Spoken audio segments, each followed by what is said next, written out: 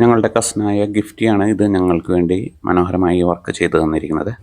ഞങ്ങൾ ചെയ്യുന്നത് ഒരു ഫ്രെയിമിലേക്ക് ഇതാക്കുന്നതാണ്. ഞങ്ങളുടെ കസിനായ അമൃതയ്ക്ക് ഗിഫ്റ്റ് കൊടുക്കാനായിട്ടാണ് ഞങ്ങൾ ചെയ്യുന്നത്. ഇതാർക്കെങ്കിലും വേണമെങ്കിൽ ഞങ്ങൾ ഇതിൻ്റെ ഇടയിൽ നമ്പർ കൊടുക്കുന്നതായിരിക്കും.